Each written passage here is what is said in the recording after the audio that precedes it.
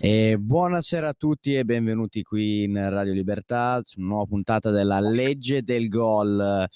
Qui in studio sono da solo, purtroppo Federico Pontile qua da solo, però ha i suoi compagni virtuali, quindi Matteo Furian Ciao Federico, buonasera a tutti i cari radioascoltatori di Radio Libertà. e Roberto Di Franco. Buonasera a tutti, ciao Fede. Dai, non essere così negativo, Roberto, che ci arriviamo all'argomento giusto. Sì, E dai, poi non si vede, però si sente Marco Minerva.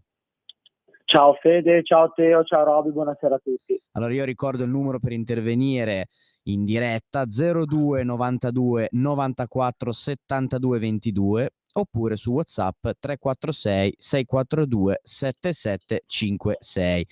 Allora io ho aperto con questa battuta su Roberto, quindi direi che si può partire con quell'argomento lì, cosa dite? Assolutamente sì, bisogna partire con quello. Io partirei proprio con Inter e Milan, Federico, non solamente, l'ultima partita che c'è stata, ovvero il derby della Madonnina. Parlerei, analizzerei subito dopo anche la partita in Champions disputata sia dal Milan che dall'Inter, che anche su lì c'è tanto da dire. Però io mi soffermerei un attimo sul derby. Personalmente penso che tutti noi non ci aspettavamo un derby del genere, né gli interisti né i milanisti. È stata una partita dove c'è stato un Milan completamente spento, obiettivamente. La squadra cercava di girare ma non girava. E c'è stato, qua bisogna dar merito, un grande Inter. C'è stato un grande Inter, hanno giocato tutti bene dal primo all'ultimo, è impossibile non parlare di Marcus Thuram, che ha dato il meglio di sé e si sta rivelando un giocatore molto importante, non solamente per come ha giocato nella partita del derby, ma anche nella partita precedente, ma anche nell'esordio in Champions con l'Inter, perché quando entra in campo è una garanzia, nel senso che lo si sente molto per i suoi dribbling, per i suoi scatti molto veloci e per i suoi passaggi anche. Si sente molto la sua presenza, quindi anche una parentesi su Marcus Thuram va aperta, che è stato un ottimo acquisto.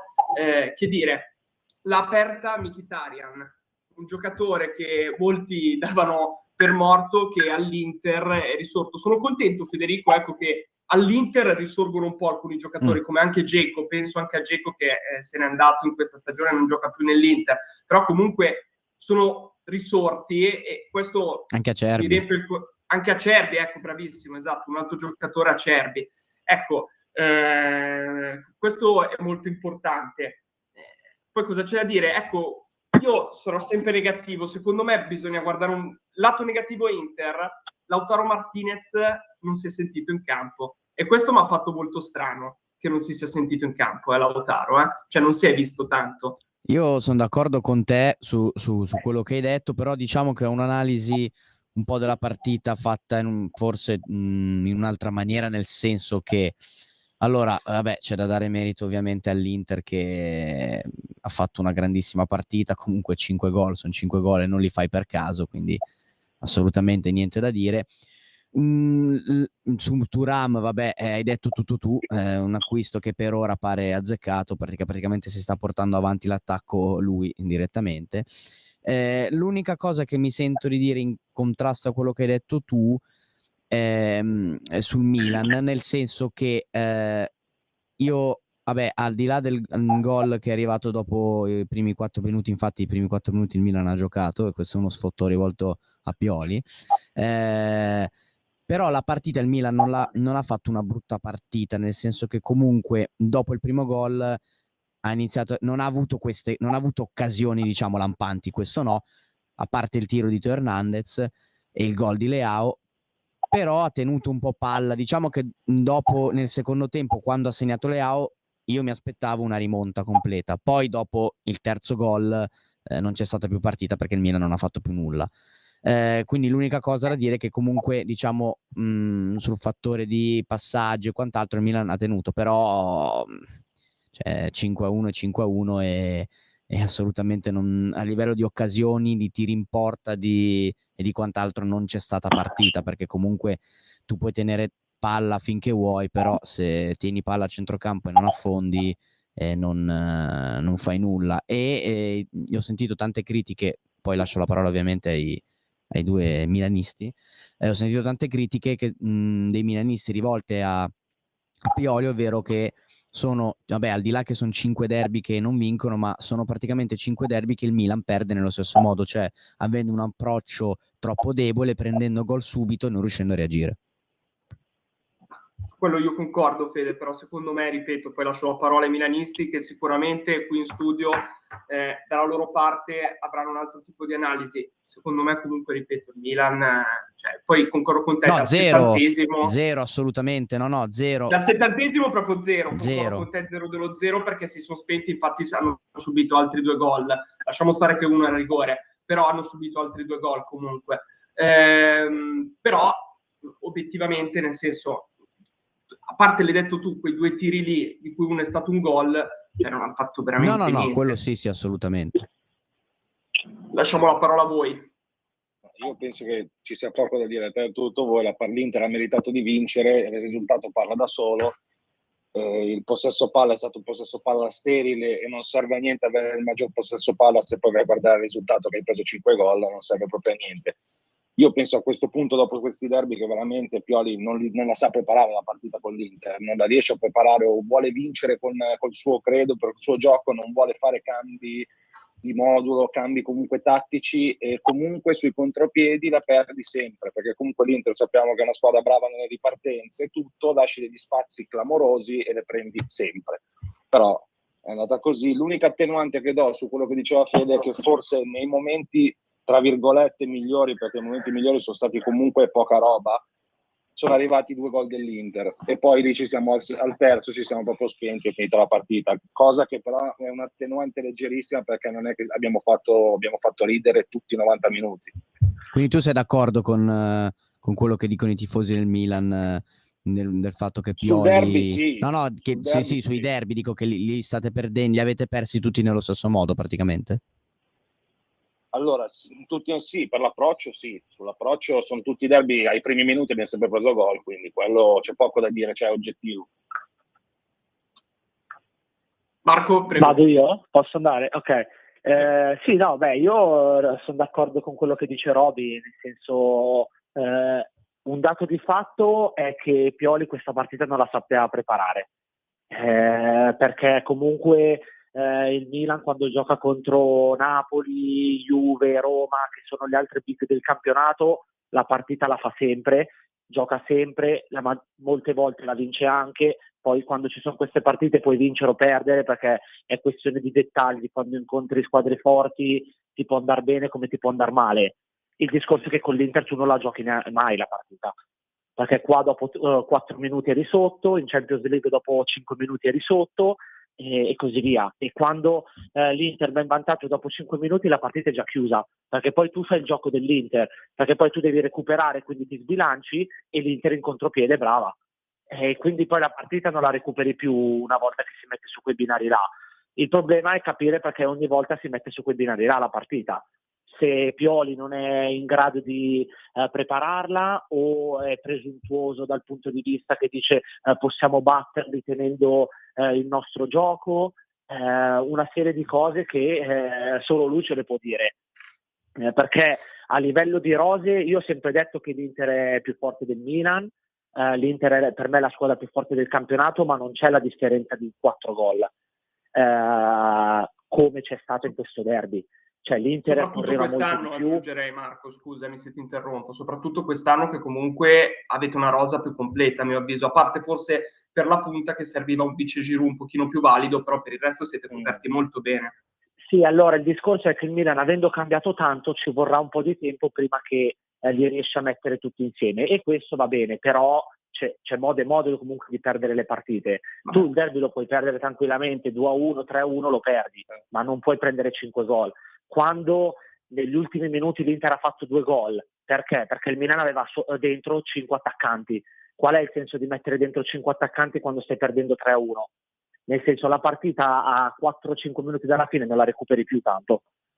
Io la vedo così, secondo me lui là doveva mettersi, non ti dico tutti dietro, doveva mettere una formazione normale, invece aveva dentro Jovic, Okafor, Leao, Chukwueze, cioè tutti Pulisic, cioè tutti i giocatori in avanti, e l'Inter in contropiede ti continuava a segnare.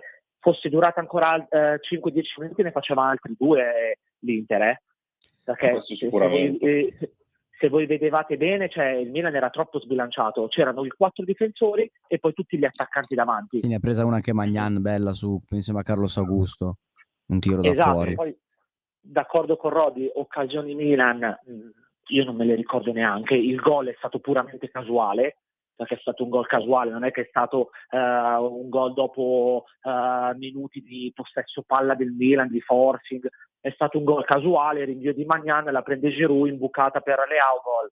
Cioè, quindi è proprio stata una partita a senso unico, però ripeto, il problema è dopo 4 minuti tu sei sotto nel derby e metti la partita in mano all'Inter, perché l'Inter poi gioca così. L'Inter, non so se voi interisti ci avete fatto caso, ma in tutte le partite di questo campionato ha avuto il possesso palla minore rispetto al suo avversario, Sì. e non ha giocato contro fenomeni. A parte forse la Fiorentina, l'unica che mi ricordo che però ha tenuto contro Monza e possesso. Cagliari ha avuto il possesso Sì. palla minore l'Inter. Sì, Cioè, è vero, è vero. Cioè, per farti capire che quello è il modo di giocare dell'Inter quest'anno. Io più che altro vorrei dire una cosa. Una cosa su Pioli, ma appunto, no, ma io volevo buttarvi una cosa su Pioli, poi ditemi voi. Cioè, io, al di là adesso degli sfottò della sua intervista post partita dei 4 minuti, ne ho sentita un'altra sempre sua riferita al derby, in cui dice non devo chiedere scuse ai tifosi perché nessuno vuole perdere un derby 5-1. Adesso non è proprio la stessa cosa, cioè ieri c'è stata la partita dello United, Onana ha fatto una papera e ha preso gol dal Bayern Monaco e ha chiesto scusa oggi dicendo è colpa mia, è colpa mia. E secondo me un allenatore, quando dopo 5 derby che perde, e soprattutto dopo che lo perdi così 5-1, al di là del meritato o non meritato, sai, comunque si è visto benissimo che l'errore più importante è quello secondo me, a mio avviso, nel derby è stato quello dell'allenatore, perché i giocatori erano messi in campo, cioè non è che i giocatori hanno sbagliato, a parte forse Ciao, non è che hanno sbagliato magari determinati gol, continuavano a perdere palla, eccetera, cioè proprio è un atteggiamento che parte dalla panchina. Quindi io mi sento più che altro in dovere, se la mia squadra perde 5-1 un derby, dopo 5 derby di fila persi quasi nella stessa maniera, di chiedere un attimino scusa, non so voi. Sì, tra l'altro su questo è montata anche una polemica sui social, che ho visto che molte pagine milaniste che supportano il Milan facevano paragoni anche con altri allenatori del passato, che quando perdevano un derby c'è stato qualcuno che chiedeva, ovviamente si perdeva magari anche con meno gol, esatto, si chiedeva scusa, no? Soprattutto quando ci si rendeva, ecco, secondo me quello è un errore di Pioli, però sappiamo che comunque, non dico la maggior parte, però una buona parte degli allenatori, abbiamo avuto anche noi Inzaghi, non certo. Parliamo di derby ovviamente, però a volte ci si arrampica sulle scuse, cioè sugli specchi, per non assumersi le proprie responsabilità, per cercare di sviare. Però Pioli è sempre stato uno che su ste cose, per quanto non mi piace, l'odio, tutto quello che vuoi, esatto, ci ha sempre detto è colpa nostra, però invece nei derby l'ho sempre visto, le volte che ha perso, usare queste scuse, non so, i 7 minuti, 4 minuti, non devo chiedere scuse, cioè, a differenza magari di Inzaghi che le ha sempre usate, per questo magari è sempre criticato, o Conte che le ha sempre usate, o mi viene in mente, no, adesso non me ne viene, Mazzarri, ecco, vabbè, un altro che ha sempre usato la scusa, no, pioveva, quindi abbiamo perso, cioè, per dire, Pioli no, quindi mi sembra un po' strana questa cosa qua. Ma guarda, Fede, cioè, secondo me Pioli doveva fare una cosa, andare in conferenza stampa e chiedere scusa. Prendeva e si alzava dalla conferenza stampa. Questa era l'unica cosa che doveva fare. Per il resto non doveva dire nient'altro, perché un allenatore di una squadra come il Milan che mi viene a dire abbiamo tenuto il possesso palle i primi 4 minuti, cioè io non ci ho creduto quando l'ho letta. Sì, anch'io pensavo fosse uno scherzo. Esatto, cioè pensavo fosse che i giornalisti avessero riportato male, te lo giuro, cioè un meme per prenderlo in giro. Esatto, Esatto, perché non puoi dire una roba del genere i primi 4 minuti, ma a parte che non mi ricordo se è vero o no, ma mettiamo qualora fosse vero. No, è vero, però era palla a centrocampo, Ok, cioè. ok, ma sì, ma anche se è palla in area di rigore dell'Inter, sulla linea dell'Inter, cos'hai risolto? Hai preso gol dopo il minuto dopo hai preso gol. Sì. L'Inter ha vinto 5-1, quindi ok, bravo, hai tenuto palla 4 minuti, quindi, cioè, capito, non trovo il fine di quella frase là. Cioè, non la riesco a Anzi, capire. non c'è neanche da menarsela, perché se Esatto. il Milan è solamente in grado di tenere possesso palla per 4 minuti e poi prendere 5 pesi, scusatemi, non è per infierire su di voi, però non ha senso.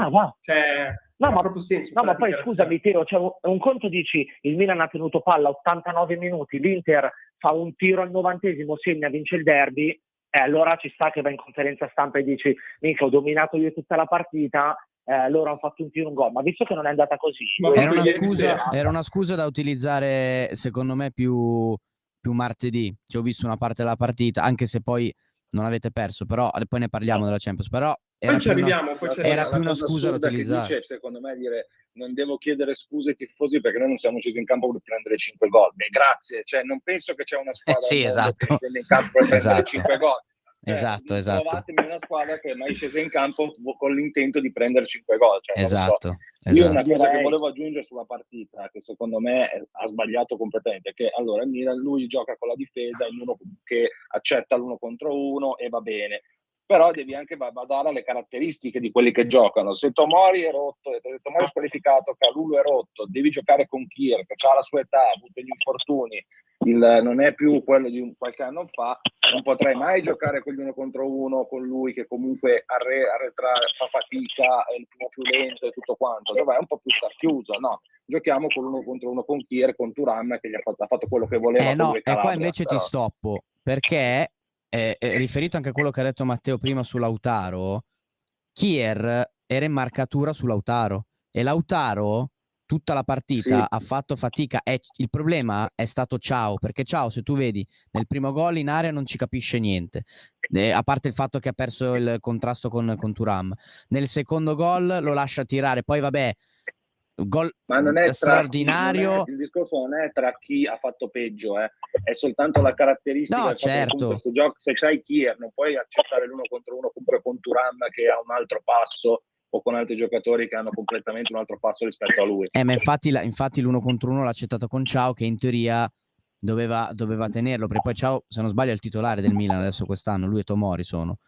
Quindi più che altro magari ha sottovalutato le caratteristiche di Thuram facendogli l'1 contro 1 e non magari avendo un raddoppio o un qualcosa del genere. Però comunque quello che è stato mi spiace. Io aprirei una parentesi poi su un altro giocatore, Frattesi, sempre riguardante all'Inter. Sì. Cioè, che comunque una cosa che è positiva, per esempio, al centrocampo dell'Inter, ma penso che sia anche lo stesso per l'attacco, perché c'è la stessa logica, ovvero che siccome quest'anno abbiamo la panchina un po' più lunga, ma non c'è un divario enorme tra i giocatori che sono in rosa e i giocatori che sono in panchina, ok? Cioè non è che abbiamo tutto il bene, non abbiamo il Gagliardini e Barella o Cialanoglu a centrocampo, così.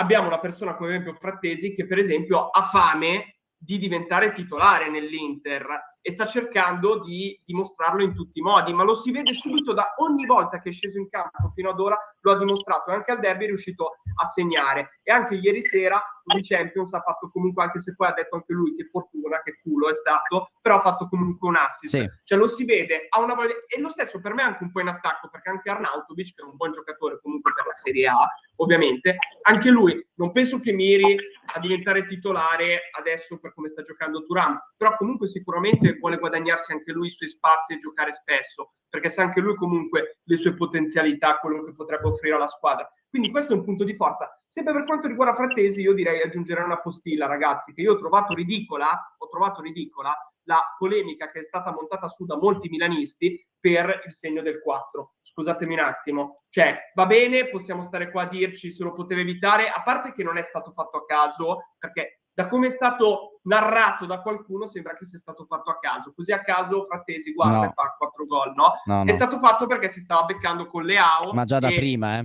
già da prima.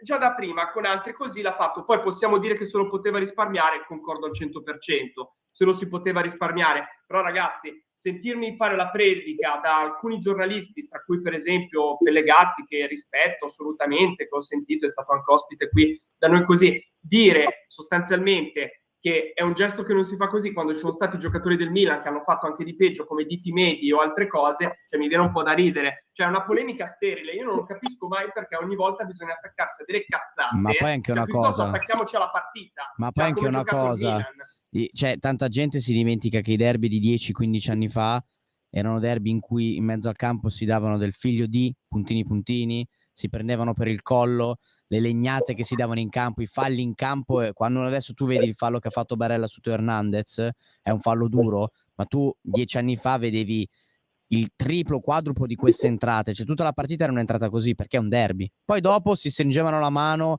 andiamo a mangiare la pizza insieme, siamo amici e quello che vuoi, ma il derby è il derby, cioè la cattiveria, è giusto che sia così, cioè, ma anche Ma che poi se lo poteva risparmiare, io lo dico anche, ma quello che è, per carità, poteva, però però anche Teo Hernandez, per esempio, col Napoli in Champions League, quando ha salvato quel calcio d'angolo, ha guardato Lozano e gli ha urlato in faccia, è la carica, ci sta, e cosa devi fare? È normale, sei lì, stai giocando, stai vincendo in questo caso 5-1, di là hai un quarto di finale, sì, era il quarto con Napoli, un quarto di finale che ti stai portando a casa a San Siro col pubblico a tuo favore, ma è giusto.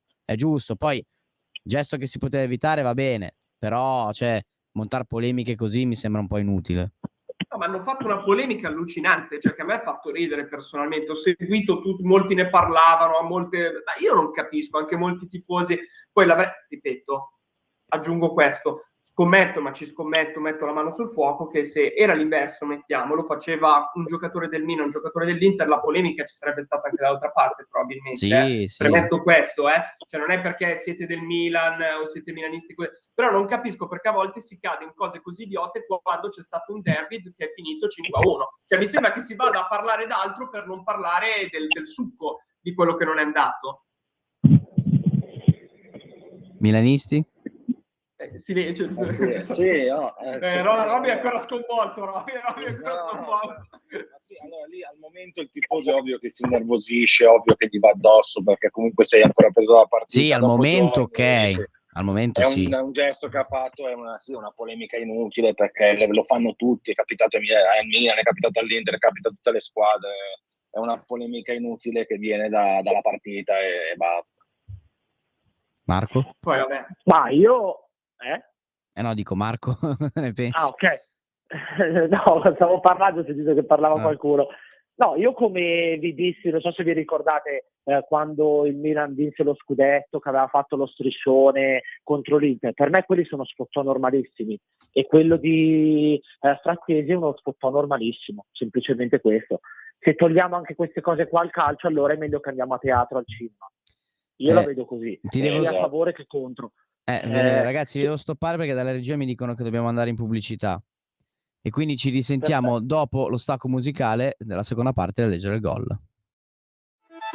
Stai ascoltando Radio Libertà, la tua voce libera, senza filtri né censure, la tua radio.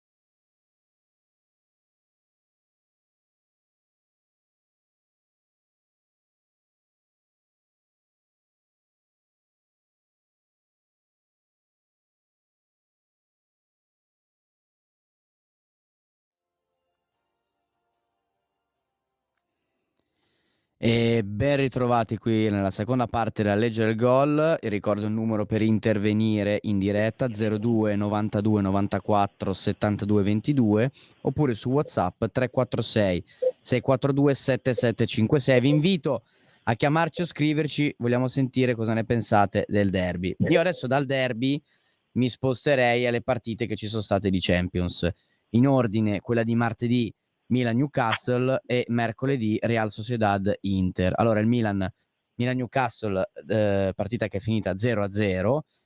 Io ho visto una parte della partita, quindi commento quello che ho visto, e praticamente ho visto il Milan che giocava e attaccava. In poche parole, Newcastle non l'ho visto, a parte il tiro sul finale, ma poca roba. E anche lì però il Milan non è riuscito a portarsi a casa il risultato, complice qualche errore sotto porta di Leao, che tra l'altro è stato anche mezzo fischiato per l'atteggiamento un po' che aveva durante la partita, magari un po' da menefreghista, che poi comunque questa caratteristica lui l'ha sempre avuta, che ogni tanto c'aveva questo loop da un po' ragazzo un po' così. Però per il resto comunque il Milan ha cercato di attaccare tutta la partita, ma non è riuscito a trovare gol. Anche un po' di cattiveria che mancava alla squadra di casa. Non so cosa ne pensate voi. Di cattiveria sotto Sì. porta, magari. Sì, sotto porta intendo, ovvio. Abbiamo la partita, comunque la ripresa. C'è il ritorno, Sì. C'è purtroppo un ritorno fastidioso. Mi sa che però è solo per quelli di Skype. Ah. Perché io non lo sento. Parla tu, Marco, parla tu. No, io no. Sei sparito. Le voci. No, ok, niente. Sì, allora, per quanto riguarda la partita di martedì, lì secondo me al Milan lì si può dire poco, o meglio, magari come dicevi te giustamente Fede, le è mancata un po' di cattiveria sotto porta, quello sì, però la partita l'ha dominata il Milan alla fine, dal primo al 90°. I numeri parlano, perché il Milan ha fatto 25 tiri, 9 in porta, quindi c'è stata un po' di mancanza di cattiveria, un po' di sfortuna, perché un paio di occasioni il portiere era battuto, ma hanno fatto dei salvataggi sulla linea, un po' così. Diciamo che se stiamo a guardare il bicchiere è più mezzo vuoto secondo me, perché sono 2 punti che persi in una partita che meritavi di vincere, e essendoci un girone così equilibrato, perché secondo me alla fine è molto equilibrato, sono tutte, diciamo, Milan, Newcastle e Dortmund se la giocano, dando per scontato che il Paris Saint-Germain passi, e sono 2 punti persi se stiamo a vedere questo. Però ci sono ancora altre partite, vorrà dire che dovrai andare a vincere là in Inghilterra. Ma sono 2 punti persi comunque, perché sono due punti che rischiano di essere pesanti poi con l'andare del girone, perché comunque hai ancora 2 partite col Dortmund, le 2 col PSG. Speriamo di no, speriamo che dopo siano di riuscire a fare punti, di riuscire a passare, però possono essere punti che pesano, che comunque hai dominato. L'unica nota che può essere leggermente positiva dopo un derby così, la prestazione è stata una buona prestazione, li hai dominati. Speriamo di continuare così e vediamo poi il cammino in Champions come andrà. Adesso dovrei andare a Dortmund in trasferta, che non sarà semplice, però vediamo. Te la giochi comunque a livello di rosa, te la puoi giocare. Volevo farvi una domanda a voi che eravate anche allo stadio e quindi avete vissuto meglio anche l'atmosfera.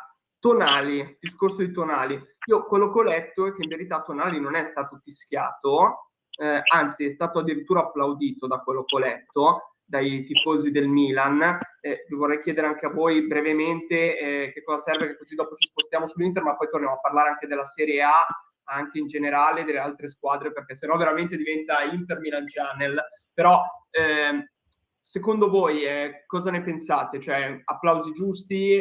Vi aspettavate questo? Allora, io me l'aspettavo, perché comunque già giravano le voci che comunque non sarebbe stato fischiato, ma il rapporto comunque anche al di là della cessione non è stata data la colpa a lui per la cessione. Ho visto che comunque è sempre stato, anche dopo che se n'è andato, dai commenti voluto bene, quindi mi aspettavo che non sarebbe stato fischiato. Poi giusto o no, lì alla fine io penso che ci siano anche dei motivi della società di guadagnare, quindi magari lui non vuole neanche andare via, o lui voleva andare via perché comunque là va a prendere soldi, è così. ormai sappiamo che le bandiere non ci sono, quindi è inutile ormai stare qui a guardare queste cose. Ma io invece vado io? Sì. Ok, scusa Teo. Dicevo, io sono rimasto indifferente, diciamo, ero allo stadio, tutto lo stadio, o comunque gran parte dello stadio, l'ho applaudito, le ha fatto anche qualche coro per salutarlo, lui comunque ha ricambiato, ha salutato. Io personalmente sono rimasto indifferente, nel senso che non ho né applaudito né fischiato, perché comunque io parlo ancora da tifoso, con il cuore, magari si può dire così, ci sono rimasto male del fatto che se ne sia andato, perché da lui non me l'aspettavo sinceramente. Poi se guardo il lato positivo, comunque ci ha fatto guadagnare 80 milioni di euro, ci ha fatto rifare la squadra, ce l'ha fatta rinforzare, e quindi diciamo che è andata bene sia a noi che a lui, che è andato a guadagnare di più. Quindi alla fine va bene così, ognuno poi decide come accoglierlo, a differenza di quando tornerà Donnarumma, che là secondo me sarà tutto un altro tipo di accoglienza. Ecco, lì sarà bello da vedere quando tornerà Donnarumma. Già con l'Italia è stato fischiato, chissà col povero Milan. Cristo. Esatto. Cioè, nel senso, povero Cristo per quanto riguarda il Milan, povero Cristo mica tanto, perché non si è comportato per niente bene. Mi spiace solo per quando gioca con la nazionale, perché comunque è anche un altro discorso. Soffermandoci sull'Inter, io Fede utilizzo le stesse parole che ho utilizzato per il Milan. All'Inter è mancato cattiveria fino all'Inter al, è mancato penso, tutto. al Posso 70°. dirti che è mancato tutto? Non hanno avuto niente. Cioè, io penso che la prestazione che ha fatto l'Inter ieri sera è stata una delle peggiori negli ultimi 3 anni. Cioè, un Inter così non l'ho mai visto. Cioè, io dico solo un dato. Nel primo tempo noi abbiamo fatto 0 tiri in porta e solamente un tiro, quello di Marko Arnautovic, che è andato ampiamente sopra la traversa, è andato proprio fuori di testa. Così non abbiamo fatto niente il primo tempo. Abbiamo fatto una marea di errori in campo. Adesso, al di là di Bastoni che ha fatto quell'errore lì, che è stato l'errore che ha causato il gol, non mi soffermo su quello, però sono stati tanti altri errori.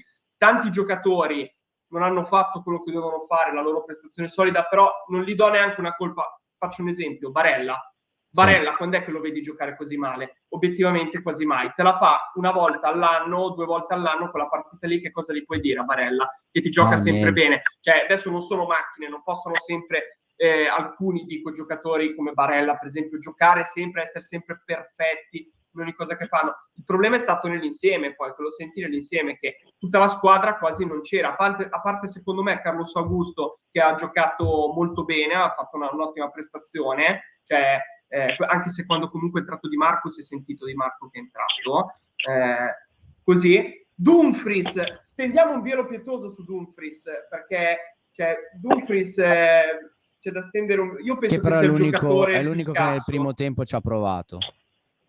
Sì, ci ha provato, però anche lui ha fatto una marea di errori, ha perso una marea di volte il giocatore. Quello sì, infatti io ti dico, gli unici che salvo nel primo tempo sono Sommer, Mkhitaryan e Carlos Augusto, perché sono gli unici che hanno cercato di portare un attimo avanti il discorso. Pavard nel secondo tempo si è, per esempio, svegliato molto di più. Già nel secondo tempo. Pavard non mi è dispiaciuto, perché comunque nel primo tempo da quella parte là, diciamo, ha subito un po' di meno, però c'è stata una carica dei giocatori del Real Sociedad veramente, veramente enorme. Però, come hai detto tu, comunque l'Inter ha fatto proprio una prestazione brutta, perché non si è svegliata. Cioè, il gol è arrivato, non voglio dire di fortuna, però quasi, perché alla fine non dico che era il primo tiro in porta, ma ti sei svegliato per gli ultimi 10 minuti e ti è andata bene. Ecco, e il nostro, a differenza del Milan, si può dire che è un punto. Sì, sono 2 punti persi, perché sulla carta tu dovevi fare un partitone e annientarli.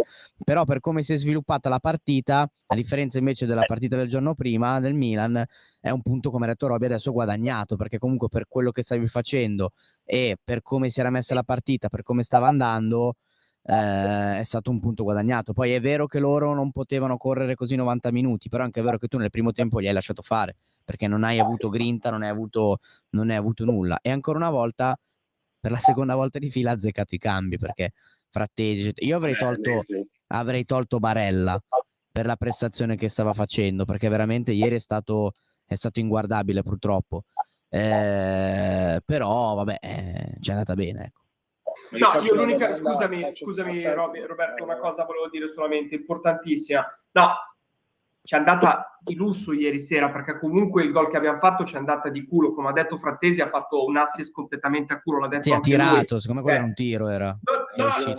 Non si sa che cosa fosse, è arrivata sui piedi di Lautaro che ha segnato. Comunque noi, cioè, è questo il dato, noi in tutta la partita abbiamo fatto un tiro in porta che è stato quello del gol, un tiro in porta abbiamo fatto, solamente uno. Cioè, questa è la cosa secondo me ridicola. Ne abbiamo fatti 6 che sono andati fuori e un tiro in porta. Poi loro non parliamo delle traverse che ci siamo svegliati negli ultimi 10 minuti noi, che stiamo rischiando anche di ribaltarla. Sì. Certo, e grazie a Sommer che ci ha salvato il culo, scusate il termine, perché ha fatto 2 parate bellissime. Infatti si vede proprio, cioè, nel senso, per quelli che lo criticano, dico guardate la partita e state zitti. No, la domanda mia era una cosa che stavo sentendo tra ieri sera e oggi tra tifosi interisti o magari tifosi di altre squadre. Se secondo voi Inzaghi ha sbagliato a fare magari questo piccolo turnover che ha fatto per la Champions, visto che in vista di una partita comunque abbastanza facile con Empoli, oppure no, se magari è stato un errore di Inzaghi per come partito oppure no. Secondo me più che errore di Inzaghi è proprio un errore di mentalità, cioè lì è stata proprio la mentalità, sono scesi troppo faciloni pensando di portarsi a casa il risultato tranquillamente, e la partita non è così, non è stata così, perché si è visto che questi hanno attaccato. Poi nel senso, sì, hanno fatto un altro turnover, però davanti, forse solo davanti, è l'unico magari Arnautovic che magari non era a quel livello lì rispetto a tutti gli altri, perché alla fine Pavard è un livello internazionale, Carlos Augusto non è un livello internazionale, però è un giocatore che spinge, che va, e vabbè, Aslani gli ha dato la possibilità, sì, forse Aslani, però non do colpa proprio a Inzaghi, do colpa all'atteggiamento della squadra. L'unico errore secondo me è non far partire titolare, visto che comunque non è una partita tosta la prossima, e non far partire una partita così, comunque che loro li pressavano, stavano chiusi. Thuram, che comunque è uno che ti salta l'uomo e che anche dà Frattesi, velocità, che dà superiorità numerica.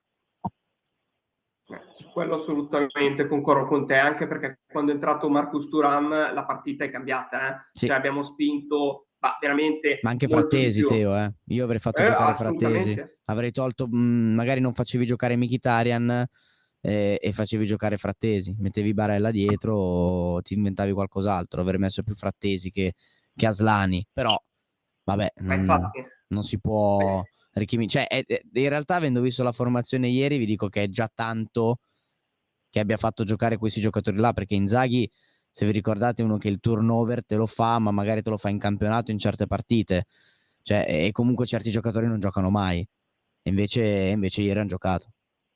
Ma basta vedere il fatto che comunque ha fatto entrare Thuram al 55esimo minuto, che nevica. Sì. Cioè, effettivamente Sì. Inzaghi quando fa il cambio 68, al 50esimo, 68. 68-70, esatto, sempre per quella fascia oraria lì, no? Quindi già il fatto che aveva fatto entrare al 55esimo Marcus Thuram e ha fatto degli altri cambi, così già un dato che ci fa aizzare le orecchie e far capire che tipo di partita stava disputando l'Inter. Teo, io per par condicio, visto che tu hai detto una cosa giusta prima di parlare delle altre partite in Serie A, parlerei della partita della Juve in Champions. Ah no, non ha giocato la Juve in Champions? No, non ha giocato. Sbagliato. No. Però ragazzi, della Juventus bisogna dire una cosa: è iniziato benissimo quest'anno il campionato. Sì. Sappiamo che non ha fatto un mercato, l'abbiamo detto nella scorsa puntata io e te, Federico, è stata la squadra che ha fatto il calciomercato peggiore, perché non è esistito semplicemente. Ci sono state più cessioni che altro, però ecco, un dato è questo: noi l'anno scorso l'abbiamo tanto criticato, abbiamo parlato tanto di quel giocatore, ovvero quel giocatore era Dusan Vlahovic. Ne abbiamo parlato tanto dicendo che era un punto di domanda, che sicuramente sarebbe andato via dalla Juve in questa stagione, invece è rimasto. E il primo dato riguardo a questo giocatore è 4 partite, 4 gol. Poi adesso, dalla quinta alla sesta alla settima e così via, magari farà schifo. Però io ho visto anche il gioco della Juve e tutto così, ho visto un Vlahovic un po' diverso in campo personalmente. Poi magari è il momento, però l'ho visto molto diverso. Forse si risveglia e vedremo il Vlahovic della Fiorentina, o meglio un Vlahovic anche in una versione migliore, un giocatore che si vuole riscattare, e questa è la vera domanda, perché è un giocatore che si vuole anche riscattare, visto che praticamente in 2 anni non ha combinato, in 1 anno e mezzo, no, alla fine, scusatemi, 1 anno e mezzo, no? Sì. Non ha combinato tanto alla Juventus e non è stato all'altezza delle aspettative dei tifosi e della società sicuramente. Io guarda, ho visto le highlights della partita con la Lazio che la Juve ha portato a casa per 3-1 se non sbaglio, nel senso la Juve ha fatto la partita e non c'è nulla da dire, una Lazio abbastanza inesistente, ma la Lazio quest'anno a parte la partita col Napoli non ha fatto più di tanto. Però c'è anche la polemica che il primo gol la palla fosse uscita dal fallo laterale e invece la VAR non l'ha vista, quindi si ritorna anche lì al solito discorso VAR perché non ha visto, perché però la Juve c'è da dire che ha fatto una gran partita, che comunque si è portata a casa meritatamente il risultato, a differenza dei campioni d'Italia che è il Napoli, che è andata a pareggiare 2-2 col Genoa, ribaltando la situazione, tra l'altro, perché stava prendendo 2-0. Un Napoli che secondo me che rischiava di pareggiare anche in Champions ieri, esatto, che poi ha vinto 2-1, ieri. però un Napoli che è veramente la fotocopia brutta del Napoli dell'anno scorso, non c'entra niente, e io personalmente do la colpa, secondo me il problema è proprio l'uomo che sta in panchina, ma non perché Garcia non sia un buon allenatore, ma perché non vale il carisma, il carattere e il gioco di Spalletti. No, anche perché io sentivo un'analisi che hanno fatto, che Spalletti ha preso dei giocatori, analizzavano magari Anghissà, giocatori del Napoli, Lobotka, che dicevano alla fine sono giocatori normali, ma perché sono diventati grandi giocatori l'anno scorso? Perché Spalletti ha saputo valorizzarli e farli giocare al meglio. L'ha fatto cosa anche che forse all'Inter Garcia non... con Politano, l'ha fatto con tanti altri giocatori, si è inventato il ruolo di, se non sbaglio, di Brozovic, ha fatto tante cose. Spalletti secondo me è uno degli allenatori italiani migliori che c'è in circolazione. Siamo alla quarta, diamogli il tempo, per carità. Per adesso è così, perché anche Kvara ancora non si è visto, cioè ancora non ha segnato, no, è vero, però, si è visto poco.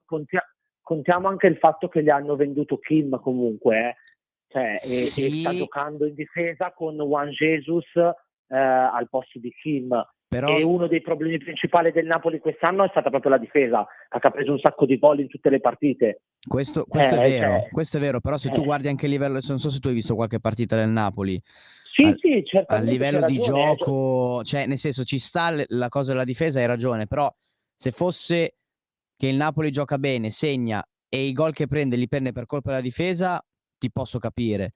Il problema è che il Napoli non gioca bene, non segna e prende gol, quindi hai ragione, e questo è vero, perché comunque perdi un pezzo da 90 come Kim, cioè non è una cosa semplice, perché Kim l'anno scorso ha fatto un campionato spettacolare, forse anche meglio di Kvaratskhelia, perché solo che Kvaratskhelia te lo ricordi perché segna, Kim non te lo ricordi perché non segna, però esatto. Kim ha salvato un sacco di volte la partita, un sacco di volte ha fatto tutto, però il Napoli secondo me quest'anno anche a livello di, io lo vedo come livello di atteggiamento mentale, cioè l'anno scorso io ero il primo a dire secondo me il Napoli vince perché lo vedevo squadra, quest'anno lo vedo come tanti giocatori messi lì che però non sanno neanche loro perché sono lì. Non lo so, io a parte questa cosa qua della difesa, cioè darei ancora un po' di tempo, perché comunque è arrivato un allenatore nuovo, metodologie di allenamento nuovi, filosofia di gioco nuovi, capito? Quindi non è neanche semplice magari farlo capire immediatamente ai propri giocatori. Quindi non lo so, darei è quello ancora che dicevo anch'io, siamo alla quarta, è ancora presto per giudicare o per dire Garcia via.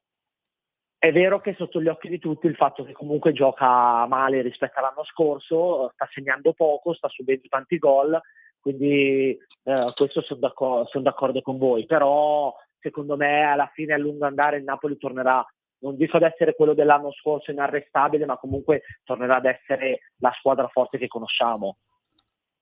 Ma io poi metterei, ragazzi, anche, visto che adesso ormai il tempo stringe, non possiamo non parlare, anche se per la carità erano una squadra più bassa, però 7 gol sono sempre 7 gol, della prestazione della Roma, che ha vinto 7-0 in casa contro l'Empoli. Tra l'altro c'è stata la doppietta di Dybala, il risveglio, il gol di Lukaku alla Roma. Anche in Europa League. Ha segnato, esatto, anche in Europa League, col passaggio di taccoli hanno fatto, vabbè, anche il gol di Renato Sanchez, poi vabbè, Cristante solo con Federico Pontillo, ovviamente, che c'era il fantacalcio, non si sa come. Sì, che non si sa come ha lasciato in panchina 2 gol di Mkhitaryan e il gol di Kristovic del Lecce, però va bene Matteo, vai avanti, dai. Dai. Vabbè, però dai, c'è avuto fortuna. Dai. Ho vinto lo stesso, dai, sì. È vero. Vabbè, parliamo, No, comunque fatto sì, calcio la a parte, prestazione però della Roma, 7-0. sì.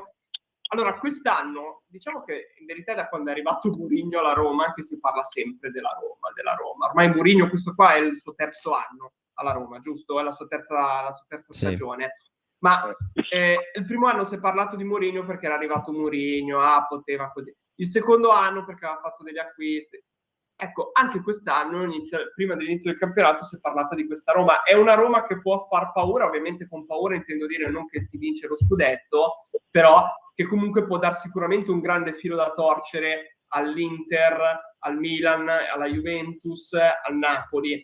È una Roma che può far davvero, comunque può arrivare tra le prime 4 e può puntare alla Champions League? Secondo me no, perché ha vinto 7-0, ma ha vinto con l'Empoli che ha esonerato l'altro allenatore.